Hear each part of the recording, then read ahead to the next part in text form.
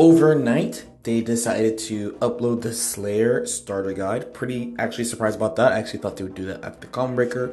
So I want to take a look at what they showed in this video, just his special moves before his release next week. Slayer lunges forward to perform a strike attack. It has fast startup and works well in combos starting from normal moves.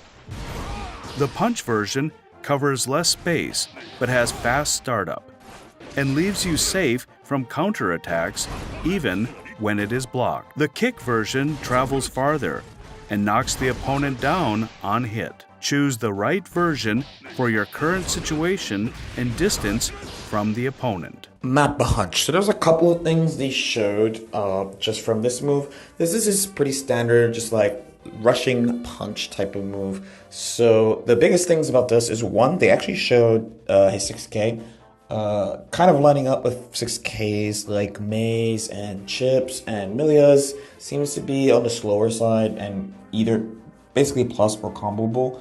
This also lines up with what he had in previous games like Exer and stuff. Now, the other thing we really get from Map Hunch is actually a couple things. So one, as a traveling move, he should have all sorts of shenanigans with the current RC system that he didn't really have before. So, for example, something like Map Fast Up PRC to make him like fling himself at you. That should be something that he should be able to do. Another thing is that it's pretty likely that he should be able to convert all his hits. So again, Baiken and Sato are just alone in that club of not being able to combo off stuff. Him having punch and kick and one knocking down with a knockdown, the other one not, also lines up into really with how he kind of did things in Exort of like, he's a character that does stuff quickly in your face and you have to just do something about it. But that's just a very common Guilty Gear strategy in general. I actually remember when the game came out and people were like, this game's not real Guilty Gear. I'm like, bro, honestly, if there's characters that are plus-ish in your face and doing stuff that I can't react to-ish, so I have to mash kinda, then like, that's like GG 101 to me. So seeing him do like punches into P-Mappa and like resetting off of it is like very standard for what I expect from this character. Dandy Step, a rapid command movement. Various follow-up moves are available during the motion. The punch version moves forward instantaneously and can pass through to the other side of the opponent. The kick version takes a step backwards before moving forward, making it possible to avoid attacks while going for one of the follow-ups. In combination with the follow-up moves, you can trip up the opponent by mixing them up with the punch version or launching a surprise attack with the kick version. So, Dandy Step. So, another one of like Slayer's just like famous moves, two versions. A punch version that goes through you. To my memory, he does not have it like that in Exort. He just dashes through you. Like his dash just goes through you, his normal dash. But the part where he like slides back is pretty traditional for him. K Dandy goes really far this time. So this is so similar to like how Launch Naga used back Fukyo. So and I know, of course, like Naga was supposed to like learn from Slayer or something, but when this game came out, really popular tactics with Naga was using back Fukyo really often to kind of create spacing traps, which Dandy Step, especially K Dandy Step, does naturally. On top of that, generally, they change Slayer's follow-ups on Dandy Step like every game. So he still has like Islate and Pile Bunker, but he has a couple of new moves on top of that. There is a lot of shenanigans that can kind of happen because this, I feel like this is probably why they felt like he could fit in this game better than at launch or something. But him having P Dandy that goes through you, if he has any type of guard crushing move, like that's immediate type of mix if he has meter and stuff, which I think is pretty strong. Plus, if there's any type of special property on Danny Step to use like both offensively and defensively, that would really help him out as well. Pile Bunker. A strike attack at full power. It deals excellent damage and has the fastest startup of the Dandy Step follow-up moves. It works great in combos after landing a hit with forward heavy slash or crouching heavy slash. Be careful, as it leaves you highly vulnerable when blocked. When you hit the opponent with this near the corner, it triggers a wall stick effect. Pile Bunker. So good news and bad news for anyone who be hating Slayer in the streets like I do. So the good news is he can't do any of these meme combos where he does Pile Bunker over and over and over and you watch yourself just die, right? The bad news, so depending on how good you are at this game, this thing about Pile Bunker instantly wall sticking will sound either terrible or amazing. To me, it sounds amazing because we have this Wild Assault system where you can do damage to burst. So if he can do Wild Assault into Pile Bunker, he will have burst save combos that other characters cannot do, which is really, really, really good. It also looked like Pile Bunker had a guard crush. So, of course, something like Pile Bunker PRC should be like just the easy 50-50 with him. Having a hard knockdown that's easily accessible is definitely good. On top of that, he looked like Elfel coded. Like, the K Mappa Hunch was like a soft knockdown that like sent you flying. And I was like, what's this hard knockdown gonna be? But him having that is pretty good. Having it off normals, he likes to do that are good, that should have special properties like 2H, just old 2H.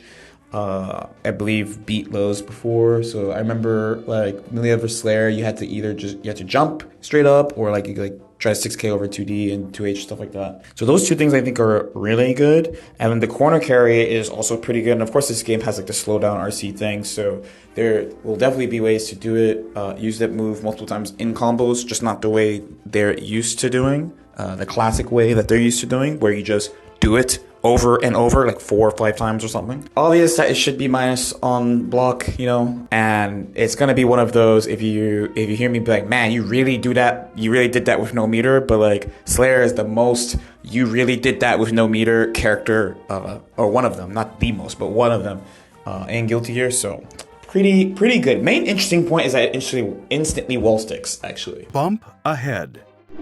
A sweeping low kick attack.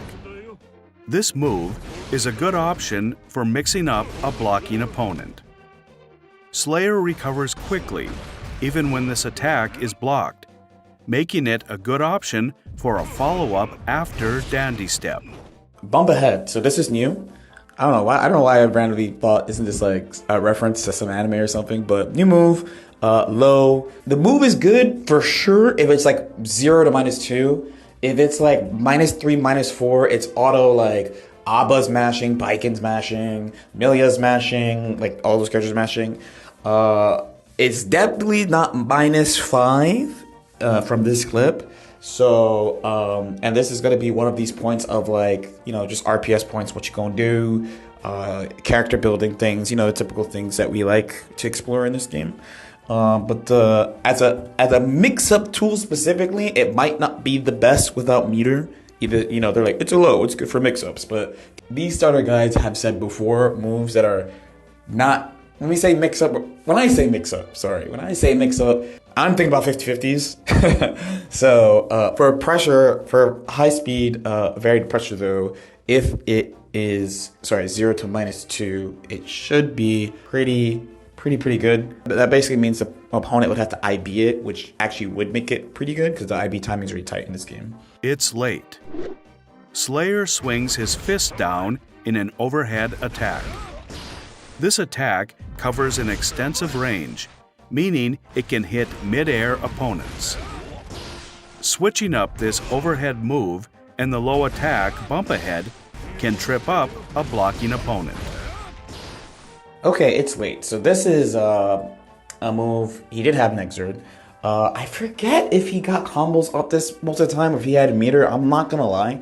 But now watching the It's Late stuff, if you thought I was capping about the low, It's Late looks pretty fast, actually. So these two together actually do look pretty good. The low being safe. So what's really going to be important is what happens when you block this move. And then they also made it so that since it hits, that's looks higher than what would happen if you like jumped it in like Exert, for example. This game, I feel like because of the air dash of Strive, the classic GG, if you jump out of the corner, you should just generally super jump, has been more reserved for like high level tournament players and stuff than like the average player. Definitely felt like the average like casual Exert player would try to super jump out of stuff. So like using It's Late, like Slayer's follow up It's Late, like you wouldn't see that much. It's definitely part of like the defensive build of like, oh, what happens if you block Slayer's It's Late in the air? Because he's like super plus when you do that, right? But especially if you're playing characters like Milia, characters that can fly and stuff, it's not something that happens a lot. Where I'm like, dude, that hit pretty high, dude. like what? And it knocks down, which is pretty spooky. I do not like how they give the vampires these mix-ups they don't need. I feel like for example, like Nago, they gave Nago follow-up DP or low that also the low travels like 2/3 of the screen with Beyblade because they were like, man, Nago can't mix you. Okay, so like on one hand, Nago shouldn't have that, and then Slayer has that. That's fine. But then like I don't know. I mean, I guess he's not just flying at you with it like Nago does and has like special properties on it. But like, I don't know, man. But then you could be like, oh well, you know, he taught Nago, so that's why he has to have it. I'm like, okay, fine, I guess. Like this having knockdown, like a actionable knockdown, depending on how much stuff he could do off the knockdown, it's gonna be yet another character that when you boot up to when you sit down next to somebody in a tournament and they pick a certain character. So right now, when I sit down next to somebody and they pick like Eno or Elfelt, I just go, okay, well, it's time to enter the casino, you know? And having another one, if it has enough advantage, because, I mean, Nago owns the casino, right? So having a fourth one now would be pretty tough, I think. Like, of course, there's a bunch of characters who have, like, multiple high-low 50-50 stuff that they could do, right? But a lot of them, like, say Johnny, I know it's a mildly unpopular take, but for me, like, Johnny's strongest aspect for sure is that once he gets started, it's happening to you, you know? But it's not, like, immediately accessible, and it's definitely not from guard. Like, if you're trying to do Johnny stuff from guard, you're dying. Like, he has to hit you, he has to throw you, and then he puts you in that. So it's definitely something that's for playing against him concerning. For playing as him, what type of stuff can you do? Lots of stuff with it because there's already a bunch of RC ideas that I mentioned, like stuff like Pile Bunker, PRC, and stuff. If you're assuming they're blocking certain ways, you could do mix-ups with that. There's just gonna be a lot of creative certain things that you could do. Definitely a great thing about it too is that how high it seems to hit as well. Master's Hammer. Slayer leaps up high before performing a strike attack as he lands. It leaves Slayer at a significant advantage, even when blocked, creating an opportunity to go on the offensive. The forward movement as he leaps makes it possible to mix up a blocking opponent when performed at point-blank range. Find the right follow-up from Dandy Step for any situation. Okay, Master's Hammer. This one's kind of crazy. This is basically the logic of making It's Late hit airborne, pretty much, because he has to jump to do this move.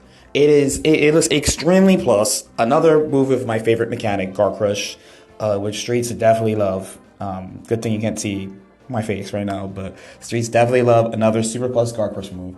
It is actually, for the type of thing he wants to do, nice that he has this. Even though I don't like the mechanic, it is actually nice that he has this, because if you take like Exert Slayer, to do a lot of the stuff that he does, he has like both plus unblock, close slash, and far slash. His far slash like +7 or something, and then like plus unblock jab, and then space plus evenish to plus unblock 2D. Like a lot of stuff was plus, and that's how he enforced a a lot of his varied offense of him like dashing in your face or stuff like that.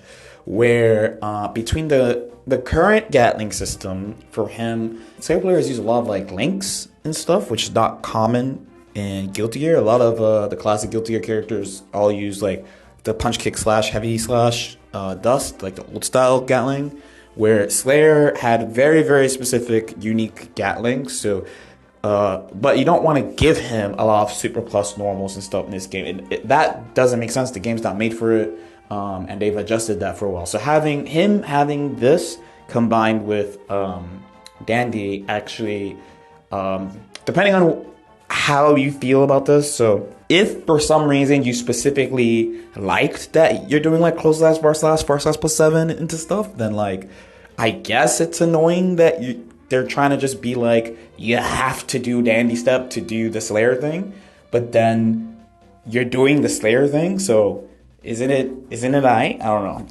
know. The other thing that's good about this is that it makes it so that they don't put Slayer behind 50 meter. As in, like, the first thing I saw when I saw Pow Bunker, for example, was like, oh, Pow Bunker, PRC, you get to do a bunch of shenanigans, and then he's got Dandy Step, and there's shenanigans, right? But by having this last extra thing, you get to, if someone either figures out a defensive technique to get through everything and stuff, you have like one last thing to be like, oh, like still, at least I have this, that if you're just sitting here blocking, then I get to mix you. Another good thing about it is that like at this point, there's been a couple moves we've seen knocked down. So having this as a meaty, if you can meaty this, Guilty Gear Strive throws are not frame 1, they're frame 2 for anyone who's like starting Strive specifically because Slayer is in the game. Like, people can't slam throw or like throw like 6P throw OS or close slash throw OS like old games. So you have a little bit more liberty to just pull up, and you don't have to like necessarily space properly and stuff. The main actual thing you gotta worry about is active frames actually. But so if you're gonna use this like this, but then also it hits on both sides. So summary, if you don't like how some Strive returning characters, I should say, they take like what the character used to do across like normals plus special moves and then condense it into like 1 or 2 moves, then I feel like you might feel like Dandy Step stuff is annoying because you're like, man, all the stuff I want to do, I have to do Dandy Step to do. Usually my perspective is I think it's like they do these things in a pretty clever way to not totally shake the core of the game because of how people used to enforce themselves in Exert compared to Strive. Blood-sucking universe. A throw that drains health from the opponent. Although it can't be blocked, it whiffs unless you are near the opponent, leaving you wide open. After this move connects, for a duration of time, the next attack you land on the opponent will be extra potent. During this time, attacks such as Bump Ahead and It's Late become possible to follow up after with further attacks. Landing Blood-Sucking Universe makes for a great opportunity to go for mix-up. Blood-Sucking Universe, so again, Nago has this move too. This move is basically the same as Exert, except they actually made it better. So Exert 1 is that, if I recall correctly, all your special moves become counter hit, whether or not you actually counter hit them or something. And he left you standing, and it was a really difficult match to reset. It was actually very, very, very, very difficult. The move is fast. They did it on purpose. The move is fast. It's really hard to match out of. This one, giving you, one, you get the gamer dopamine that, this character is a gamer's character, right? So, you get the gamer dopamine from the screen, giving you the special unique counter hit message. It's also a good callback to, I think it's this IK or something, where he's always like looking toward the sky and stuff. But it makes all hits this big counter hit. So there's a lot of threat actually in a different way. I don't know if there's the duration. So for example, like when Nago bites you, we're all like GG. Nago's is actually kind of similar to Slayer's old one. but ish. Not like, oh, everything's a counter hit, but like it's just about his special move. Like Nago's bite is he drains his blood meter, aka you get to do a bunch of blood special moves while the blood is draining. But it has a time limit, where Slayer, you don't even know if there's a time limit, actually. We don't know. We're not going to know until he drops like next week. And it's a command grab, and he's got guard crush stuff. And it looks fast. So and he has stuff that hits airborne, stop you from jumping. So there's a lot of variety. Again, fast, varied offense is the thing we're talking about here. Hand of Doom. A strike attack available as a follow-up during a backdash. You can quickly turn on the offensive while evading an attack. Use this move strategically, as it leaves you highly vulnerable when blocked. All right, Hand of Doom. Streets love this move. Okay, Streets love this. Streets love this. I'm going to keep it real. Streets do love this. So, for those of you who are Strive-only players, Slayer has a very famous, unique technique, defensive technique, that he's basically had since since he dropped, right? I think he's from Sharp Reload, so since 2001. It's very old. It's called the backdash cancel. So what he was able to do was he could backdash and cancel his backdash into jump, and then cancel that into special moves and stuff. So what you would see people do, and again, I wish I was that combo breaker, because I really like showing you these things, but he basically will do one of a couple things. Either they'll just try to jump out of your thing, which is pretty normal, but he has the invul to carry him out of it, or he'll try to do a special move out of it. So an exert, they'll do backdash, wake up, backdash cancel into command grab, and then you're not ready, and then he falls up to a counter hit and stuff like that. In neutral, they'll use it, so they'll do backdash cancel, map a hunch, so the beginning has some invul on it. Basically, he could make himself invincible when he wants. It's pretty annoying to deal with. I play a hard knockdown. I play Milia, and it was pretty annoying to deal with. So I can't speak for the XX one numbers wise, but there was a chart. I don't remember if I made a chart or I got the chart from somebody, but there was a chart of how much invul gets applied on stuff based on what you do after you backdash cancel. It's one of his really iconic things. So, but this is definitely the haterade speaking. They basically put BDC into a special move. So instead of letting you do BDC all moves, they have a move that you follow up with, and it's a punishable. Streets I would keep it real. So he has on the one hand, he has a meterless reversal. So he's it's been a while since we got a meterless reversal character. So the questions about this are going to be how much invincibility does he have? He should have additional defensive techniques with meter, kind of like Baiken does.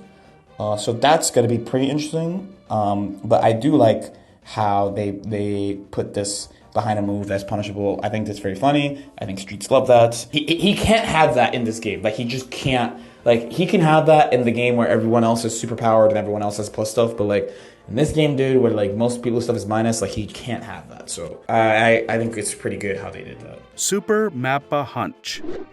A lunging strike attack so fast, clothes can't keep up. This move has fast startup and is invincible as it comes out. It can be used as part of a combo or to interrupt the opponent's strings due to the invincibility. So Super Mappa Hunch. I actually never knew what the name of his supers were. So to be honest, his exert super, I'm he punches you or he punches you. I don't give a fuck, right? But all right, it's a pretty simple move. Okay, he has an invul move. This super pretty straightforward. Reversal, reaches from really far. I think honestly the main thing about this is how far it hits. It looks like it's literally full screen. The other thing about this, and this is actually just mainly a small question about it, is does it wall break from far? Which usually this type of super, so you're talking about both the Ride the Lightnings are really easy examples, or another one is Leo's back turn super. Usually supers like that, they break the wall from really far, which is actually a pretty big advantage in this game. Last Horizon. An exceptionally powerful strike attack, performed by putting everything behind a punch. It requires 100% tension gauge to activate, but deals incredible damage on hit. Look for the perfect moment to land this attack. Okay, last one's Last Horizon. They don't mention, thankfully, because so usually they're decently thorough, not 100% thorough, but they usually say like this has advantage or this was punishable. They didn't say it was involved, thank goodness. This does a ton of damage. Like what? This is like I guess he beats Baiken for super damage now, because this does a ton of damage. So I will say to the Slayer bros, you missed out, because when this game came out, Gold Burst gave you 100 meter. Gold Burst doesn't give you 100 meter anymore. So you definitely missed out, because this shit would have been hyper accessible when the game came out. I won't say you definitely build 100 meter in Gold Burst now unless you like get in. So, and then it looks like his damage is pretty high. So I think for the most part, this move is just flash and dopamine for guys who played Slayer and like Punch Guy, you know, because the flow of a match was going to be, he does some stuff, he breaks the wall somehow, the opponent has like, okay, so the main thing I will give, from me just like even saying how I thought this was going to go in a match, it is quite easy to build meter and positive when you have an advantage. So he will be extremely stupid in positive because of this. Because this, I mean, that did 70 damage to Nago with no blood. And Nago technically has like 1 HP more than Potemkin. So Nago has like the most HP with Potemkin, not counting Asuka with like the mana shield on, right? Asuka has the most HP when he has the mana shield on. And when it's off, he has the least amount of HP. That means death is imminent in positive, which is kind of true in general, but what has happened right now in the game is that people come up like, you know, the Soul, for example, Soul breaks the wall, or even let's use a slower one. Let's use like Happy Chaos breaks the wall. Happy Chaos will use Curse, shoot you a couple times, build a little meter, run up at you, do some type of 50-50. If it kills, dope. If it doesn't kill, he gets positive again by breaking the wall again. And then if he breaks the wall the second time, you probably died. Baiken, if you watch Baiken right now, Baiken is like, breaks the wall, goes for a mix-up. If that mix-up hits you, it generally kills you, because you make a structure around hitting with the clean hit gun, right? So Slayer, I think there's no shenanigans. So for example, if Slayer, this is let's theory craft a little bit. If Slayer, let's just say I randomly hit you a power bunker at 100 and I broke the wall of Wild Assault, and I do a short string, hit something, do button something, they did like 2H. I gotta look back and see if it was counter hit, but like something, button, then Last Horizon, you just lose, no? Like you just lose. On the one hand, as someone who doesn't like Slayer, Streets despise that. But on the other hand, instantly killing some of these characters that don't be dying. One thing I've been saying that Arxis sometimes Arxis and like some of the games we've been playing, this is really extreme in Dragon Ball, but sometimes the thing that people complain about a lot, like they put in the game behind a character. So one thing that people have really been complaining about, tournament players especially have been complaining about, is how much advantage you get from playing a high HP character in this game because of like how all the meter systems and burst systems work. Like if you play Abba, like I play Abba. Abba's like my secondary character. I've been playing her pretty seriously since she came out. Very fun character. Kind of toxic character, but very fun character. One of her biggest advantages is that since she has top 5 HP, even if you're wrong, even if you mess up, you know, like the normal mode is not like amazing, like broken or whatever, you can get 50 meter. And you, against some characters who do like low damage, like HC, you'll get multiple bursts around and all this stuff, right? So it's behind 100 meter, which sounds a lot, but I encourage you to really look at how fast you build meter in positive. Like in positive, 100 meter is trivial. There are so many examples of this. Again, I wish I was at home so I could just record. I could just show you, but please trust me. So it's going to be really interesting to try Slayer. One really nice thing about this game, I will say, even though, you know, you hear me hating on the X character, Y character, memeing with you guys and stuff, I really have been enjoying trying out all the new characters. One of the best things about this game, man, is really, truly, actually getting to play multiple characters Because the game is polarizing. This game is made to be polarizing. Not every character is for everybody. Nobody's gonna like every character. Nobody who actually plays the game is gonna like every character. So even though in Exert days I put a lot of time to studying the game and learning stuff about other characters, just because of the way like the game is, they're just characters that either I tried in the past, like in the past when I was really starting Guilty Gear just with my circle of friends. Like I played like Zato and Ino, May, Johnny, Dizzy. Like I played a bunch of and then I eventually ended up on Abba with my circle of friends, and then Exert it was sweat time. It was just Milia, right? It's kind of hard to learn. I mean, kind of hard is an understatement. It's pretty difficult to learn characters in older Guilty Gears for a variety of reasons. So kind of interested in seeing what he does for the rest of Season 3. I don't anticipate Season 4 until after EVO. I am like a lot of other players where I kind of wish they updated the game quickly after Arc Revo, or at least like Slayer, like very shortly after Slayer comes out. I kind of see the logic, but as a competitor, it makes me a little like sad. But I'm definitely interested in seeing what he does, I think. And with him, I have a lot of thoughts about what they did with Season 3 characters versus Season 2 characters, but that's for another video. As usual, if you have any questions or comments, definitely feel free to leave them in the comment section below.